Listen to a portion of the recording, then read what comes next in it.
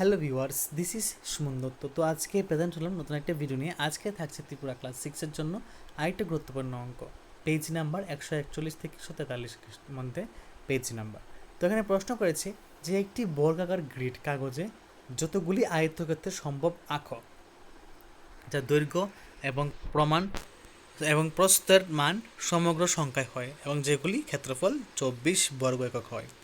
তো প্রশ্ন কী করেছে এখানে, কোন আয়তক্ষেত্রটির পরিসীমা সবচেয়ে বেশি? তো দুইটা এখানে ত্রিভুজ রয়েছে, তোমরা সবাই দেখে নিবে তোমাদের বইতে।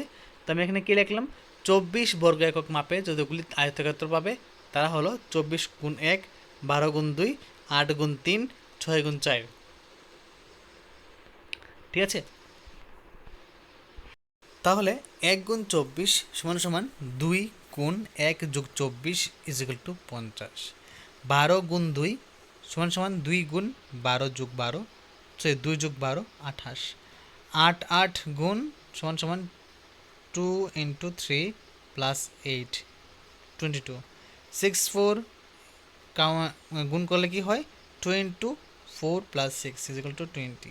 দেখা যাচ্ছে যে সবচেয়ে বেশি পরিসীমা হলো 50 এবং যার দৈর্ঘ্য 24 এবং প্রস্থ 1। কোন আয়তক্ষেত্রটির পরিসীমা সবচেয়ে কম? সবচেয়ে কম আয়তক্ষেত্রটির পরিসীমা হলো 20 এবং দৈর্ঘ্য 6, প্রস্থ 4। ঠিক আছে, তো দেখা হচ্ছে একটা গুরুত্বপূর্ণ ভিডিওতে, এবং প্রথম থেকে শেষ অবধি যে দেখেছো তোমাকে অসংখ্য ধন্যবাদ জানিয়ে আজকের ভিডিও এখানে শেষ করছি।